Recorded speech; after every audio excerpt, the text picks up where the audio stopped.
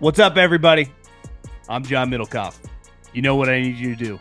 Subscribe to our YouTube channel. We got content for days reacting to every NFL game all the time, every single day. Subscribe, like the videos. Let's go. What is going on, everybody? How are we doing? Hopefully, everyone had a good weekend. And we got 2 full weeks until draft week. So we got 14 days till Monday of draft week.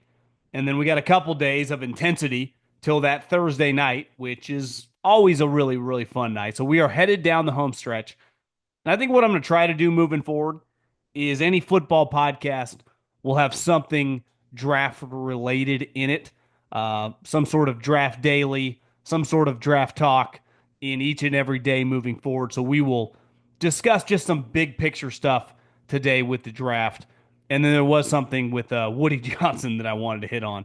But we will probably have a big Masters kind of preview / picks. I've been diving in deep to the DraftKings odds. Not going to lie, kind of like Phil Mickelson. You get some tasty top 10 and top 20 odds. But just a deep gambling dive. I'm excited. It's one of my favorite non-football weeks. Probably my favorite non-football week of the year. So really excited for to talk Masters and talk gambling. We will either do that Monday or Tuesday, depending on what shakes out. But today we're going to dive into the draft. Just something I noticed yesterday with Cooper Flagg, actually. But before we do, I got to tell you about my friends, my partners, and the official ticketing app of this podcast.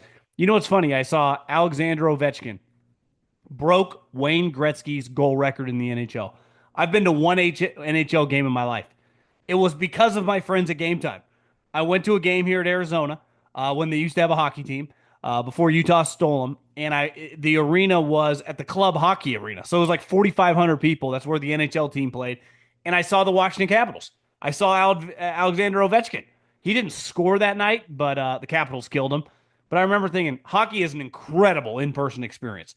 If you ever have the chance, I cannot. I've been told this forever, and I finally did it. I was like, this is sweet. And I planned on going to more, and then they moved. But if you want to go to an NHL game, the playoffs are right around the corner. The Capitals are actually incredible this year. I think they compete to be the number 1 seed. Obviously, baseball in full swing. With the NBA playoffs right around the corner. You got concert season. Concert season is great. Nothing like in the spring or the summer going to a concert on like a Friday or Saturday night. Comedy shows, they got you covered. Best ticketing app I've ever used by a country mile. So take the guesswork out of buying tickets with Gametime. Download the Gametime app, create an account, use the code JOHN, JOHN, for $20 off. Your first purchase. Terms apply. Again, create an account, redeem the code JOHN, that's my name, $20 off. Download the Gametime app today. Last minute tickets, lowest prices guaranteed. Had a pretty good day Saturday. Played golf, got home, turned on Duke Houston, watched that bad boy, an all-time meltdown. But like anyone who's a sucker for players in college, whether it's basketball, obviously football, I love watching elite prospects, right? And Cooper Flagg looks like a can't-miss player. Now, there is no such thing, I say this all the time, in the NFL as can't miss. But I think in the NBA, it's pretty clear, like, worst case scenario, this guy's going to be really good.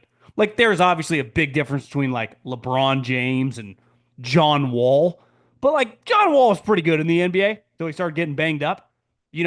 Derrick Rose, Anthony Davis, Kyrie Irving. Like, it's pretty clear. Like, this guy, I don't know if he's Hall of Famer or, like, a 10-time All-Star, but more than likely he's going to be a really good player. In the NFL, it's very difficult. I mean, we heard about Trevor Lawrence for multiple years. He's the greatest prospect since Andrew Luck and Peyton Manning and one of the best prospects of all time. And I'm not trying to, like, play Monday morning quarterback here, but I remember thinking, like, this is a really talented player, obviously an excellent prospect. I don't know. Is he going to be, like, some all-time great player? I'm not just saying that now. I remember thinking there was, like, this guy's just a can't miss. And then all my friends in the NFL is like, best prospect I've ever evaluated. And you see, it's like, hasn't gone well. Now, there's a big difference. Like, Cooper Flagg could go to whatever team. In the NBA, in basketball, because there's only 5 guys on a court, one individual, if he's a great player, Steph Curry, Joker, Giannis, whoever, can have a huge impact and dictate the terms. In football, especially as a quarterback, there's a lot of variables. You don't pick the players in the NBA. If you want to, you get to do that. You definitely don't call the plays. The coordinator does that, who a lot of times is now your head coach. You're very dependent on who your skilled guys are, how good your defense is. Like there are way more variables in football, but like usually the cream rises and it's clear. Like these guys are really good. These guys are kind of questionable.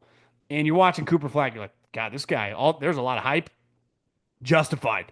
Baller. Now, I'm not a Duke hater, but didn't mind the meltdown, though I kind of wish on Monday night they were in this game. It would make it a little more interesting, but props to Houston. It got me thinking, like, in this draft, which I would say has I don't want to say a negative cloud over it, but there is a hype on a draft when you have great players near the top. And usually that's quarterbacks. I would say last year's draft is one of the more hyped drafts of this century. Why? Because it was discussed that, I think we were all kind of blown away that six guys ended up going, but it was pretty clear like four or five guys were probably going near the top 15. And then it set a record six guys went in the top 12. And quarterbacks drive the day. Like, I would be, I think most people, if you polled around the NFL, you'd go Travis Hunter and Abdul Carter. It's going to be hard for them not to be good players, right? And I would agree. Like, I have a hard time seeing a guy that can bend like Abdul Carter can. Again, obviously assuming health. In Travis Hunter with his skill set of being able to do multiple things, of not just be able to figure it out and be a high level starter in the NFL. Now, there's a big difference of like, we feel really good about this guy as a starter. And over the course of 6, 7 years, he makes a Pro Bowl or two. And I'm not talking about the fake Pro Bowl when half the people drop out. I'm talking about like, no, you were one of the best players at your position. You're a no brainer. And just like, yeah, this guy was a really good starter and he made a Pro Bowl. Like that's always on the table with NFL draft picks. Like Abdul Carter, there some people think like not quite physical enough. Not what I saw, but I know that has been debated in some draft rooms. One thing you hear with Travis Hunter is like, God, he's pretty skinny.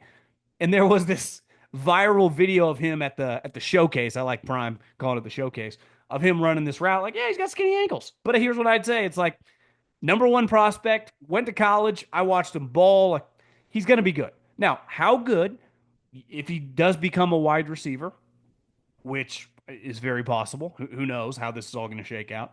It's hard to be one of the best wide receivers in the NFL. Why? Because it is a star-studded group.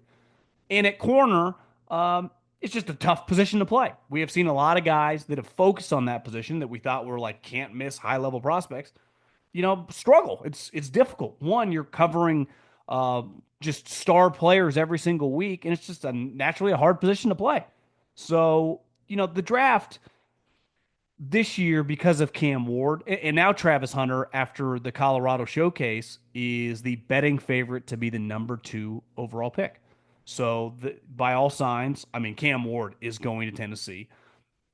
I don't know, whether it's going to be Travis Hunter. Maybe they were a little nervous with the Abdul Carter injury. But if Travis Hunter goes 3, or excuse me, 2, I think that brings into question, like, what are the Giants going to do? Would they take Abdul Carter? I mean, they're pretty heavily invested in the defensive line position. That would be a huge win for the Patriots if Abdul Carter fell to them. But what would they do if they don't take a quarterback at 3? Do they take Shedeur? And that's where these questions kind of are happening all around the NFL. And it's the one cool part about being in these draft rooms. And every team does it a little bit differently. I mean, heavily, all 32 teams over the next couple of weeks will be meeting. Now, not all meetings look the same. Like I know the Chiefs, as I was told over Super Bowl week when I was hanging out with some of them, that there's not a team in the league that watches more tape as a group getting ready over the course of the spring than us. Like they spend a lot of time as a scouting staff watching tape together.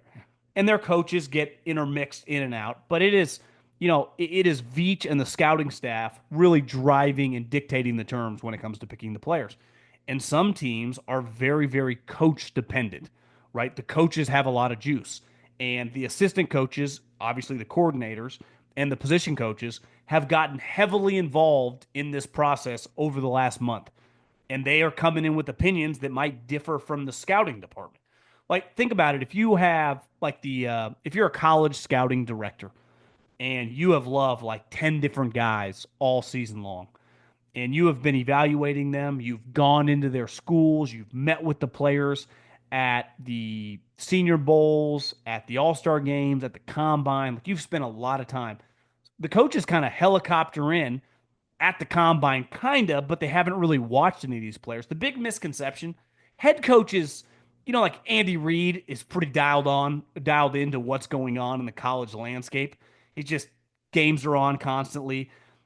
You could convince me that half the coaches in the NFL during the fall don't really know at all what's going on in college football beside like a couple of the best teams and watching a game here or there. So if I'm saying that about the head coaches, think about the coordinators who are just deep into not just their position coaches or groups, but their units, the pressure of calling plays, and then the little time they do have Thursday, Friday, Saturday, assuming they're at home, like you kind of got to spend it with the wife. And if you got kids, and most of them, if they're under 50 years old, the kids are going to be relatively young. Like you're not that locked into college football. So they come in, and who are a lot of their friends, other coaches, you got to be very careful. And I've been asked this for a long time, like, who's the least trustworthy person in a college building? Well, it's not even an argument. It's the head coach. Well, why is that? Well, because if I'm a head coach, what do I benefit from? The more guys get drafted high as possible. You get a lot more credit as a head coach than like, well, he had a great team full of high character guys, but two guys got drafted, one in the 6th round, the other guy in the 7th round. Or it's like, yeah, kind of a questionable squad. Guys got in trouble. Not sure, who's who you'd trust, but 4 guys in the top 50. What's a better headline for that university to tweet out and Instagram out? So they push heavily on leaning on the glass half full side with guys. That's why you got to be very careful about the offseason because what's going on? Well, the players are out of their building. They're not dealing with them on a daily basis. Plus, they're not playing in any games. So emotionally, they're a little more, I would say, calm, and you are less likely to get the truth and more of a positive spin. Where some of your best information comes, and this is where the coaches have nothing to do with it because they're focused on their own team, is during the season when they just had a 2-game losing streak and you run into the coordinator or the head coach on like a Tuesday or Wednesday in their building. They're going to shoot it to you straight. Like, yeah, this guy won't listen. He's showing up late. He's not working hard. We thought the last couple games he's been turning it down. Then you get him right now in April. It's like, I'm telling you, man, this guy hasn't even scratched the surface. I know there was some buzz about him not being that tough. BS. He was dealing with a knee injury. It's like, well, you didn't tell me that when I talked to you in October after you had just got rolled 2 weeks in a row on ESPN Saturday night primetime. You told me you can't win with this guy. You don't trust this guy. So this is where in going on the pod with Colin last week, he said, "What are you really doing over the course of the next couple weeks? Like, do guys rise and fall?" And rising and falling to me has always been a little bullshit because, like, you rise and fall during the season, right? You're playing well, you're moving up. You're playing bad, you're either stagnant because we still love your upside or you're falling, right? But once the season ends, most of these teams don't allow you to change your grade. So, whatever the date is, let's say January 15th or January 30th or January 20th, your grade on the player is set. Why? They're not playing any more games. Now, where you can change stuff is like, hey, we've gotten more character information. We've done some more digging. We've heard this, that, and the other. And then that can affect, like, yeah, we don't really trust this guy.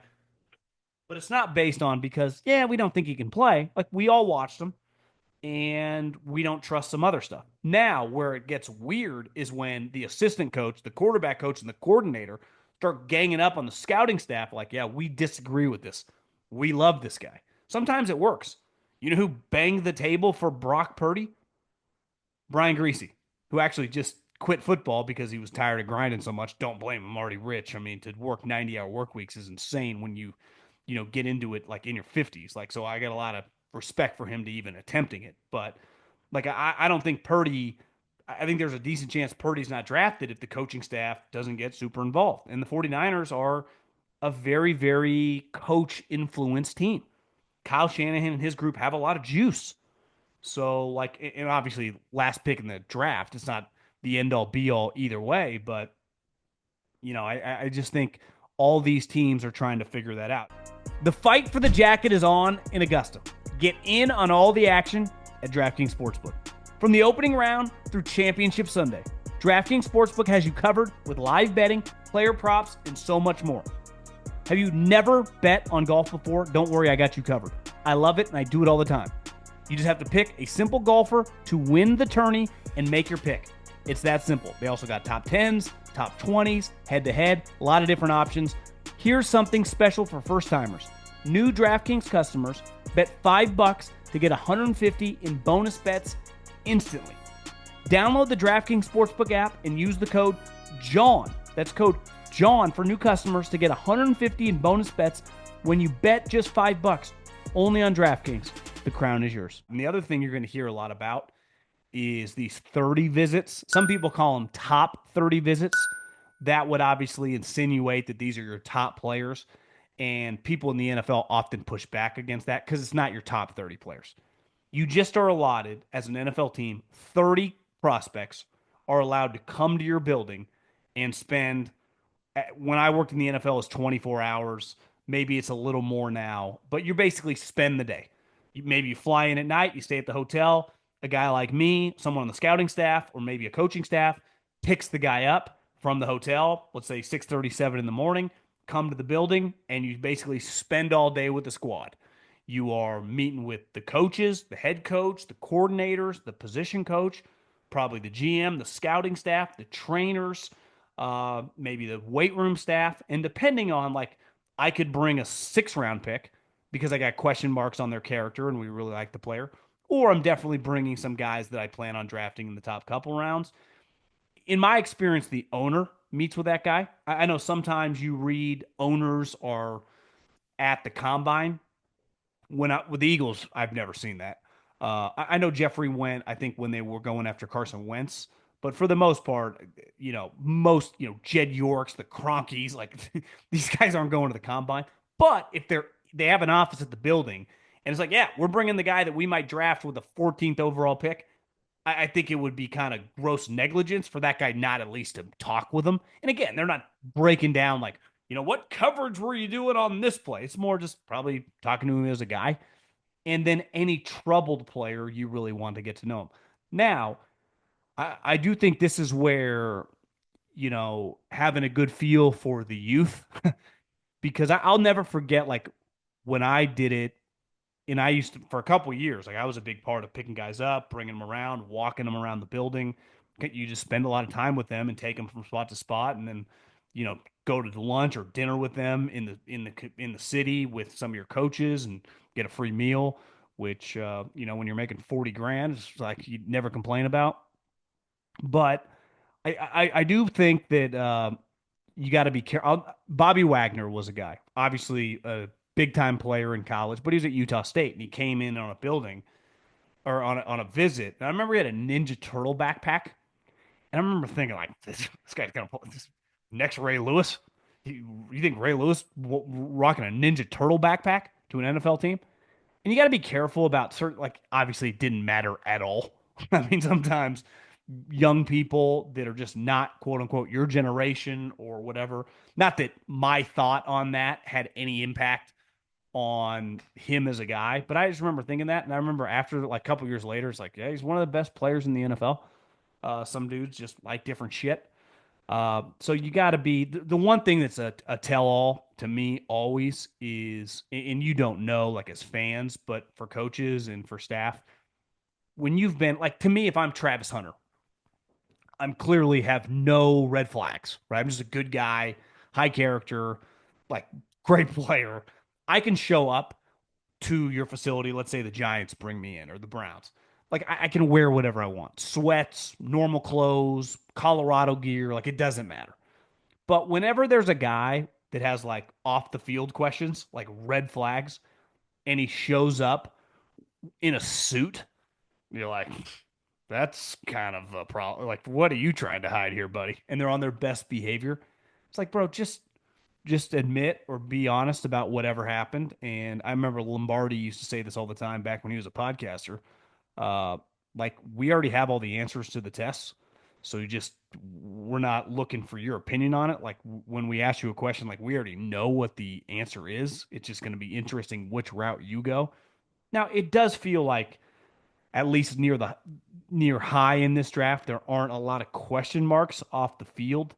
With I mean, Shedeur, Cam, pretty open book. Abdul Carter, Travis Hunter, Will Campbell, Genty, Mason Graham. Every once in a while you get a class with like, yeah, three of the top 10 prospects with major question marks. And that, a couple years ago, Jalen Carter, you bring him in, like there's not much to figure out as a player. Like, yeah, he's fucking awesome. It's like you're just spending all the time to get to know the guy. And with a quarterback, like the one thing with Cam, Shador, and even the rest of the crew, intelligence and football intelligence and comprehending football is really, really important. Now, you do hear these stories of like, I remember Mahomes with the Chiefs. There was another guy recently. God, I forget who it was, but like he got asked a bunch of those questions with an assistant coach, or no, the head coach is peppering him with questions about what you know or what you don't know, and they give you like you know 6 or 7 plays, and they expect you to regurgitate it. It's basically impossible. Where like there have been stories. I remember Matt Nagy did this with Mahomes, where he like gave him the answers before, so even when they threw him off. But there was another quarterback too. I don't know if it was Josh Allen, but it was someone like that. Uh, but like that type stuff's funny. But for the most part, these are pretty serious. So yeah, I mean, when you see these top 30 visits, sometimes people have said that like sometimes you bring in guys that you're not interested in to throw people off the scent. I don't think with only having 30 the ability to talk to 30 people, you can really afford to do that. Like if you're bringing in a guy, you're interested in them. Now, maybe there are individual examples on a yearly basis where a team brought a guy in and they weren't interested in him. It was like to make a team think you wanted him, so they would jump him so they could take some other player. I think that would be pretty complicated to try to execute because you would also have to assume you know what these other teams are thinking, and it's pretty secretive time of year. But what I think a lot of times happen is maybe you bring a guy in that you're interested in, and then when they leave, you're like, yeah, we're not as interested anymore. And isn't that just natural business? I mean, I'm sure a lot of people listening, if you have different roles in whatever company you work for, maybe you run your own company, maybe you're in a hiring position at a company, like you meet with people and you go, yeah, pretty likable guy. I just don't think it's going to fit here. Doesn't mean you're right, and maybe that guy would have fit. But if you're in a position where you can dictate whether they come or not, you're like, yeah, I don't see this one working. Well, I don't think you're incapable. I think you can go on to have a good career with some other company, but it's probably not going to work here. I think that happens a lot in football. Once the coaches and the GM and the owner really meet with the guy, they're like, yeah, I don't really see it. And obviously, anytime the owner either wants a guy or is out on a guy, it doesn't really matter what the team thinks. And speaking of an owner that clearly is very involved, is Woody Johnson. I mean, the pushback on the NFLPA grades, which I, honestly, I don't even have the energy to quite figure out. Like, I don't even care. To give an owner an F, I think for these players, like how often are they really around them? I think it's more just like the vibe in the place. But when Woody Johnson is quoted at the owners' meetings saying that Justin Fields is a winner, which in college that's true, obviously in the NFL that's untrue, but that looking back on his draft, I might be screwing this up a little bit, but it was clear that Trevor Lawrence and him were the top two guys, and they were the best two prospects in that draft. It's like, bro, your team drafted Zach Wilson. Now he was, uh, not around as much. His brother was involved, but Dan Campbell had some comments, which I think at this point in time, like when Dan talks, it's crazy how you can go from I don't want to say laughing stock, But let's face it. I mean, early on, a lot of people made fun of Dan Campbell. And I think a lot of times too, the media, uh, overeducated group or places a huge emphasis on like, do you feel like a highly educated individual, super intellectual? Like they lean toward those guys. That's why they love Brandon Staley early on. They're like, this guy's so smart. It's like, yeah, he can't coach his way out of a wet paper bag. I don't give a fuck how much he knows.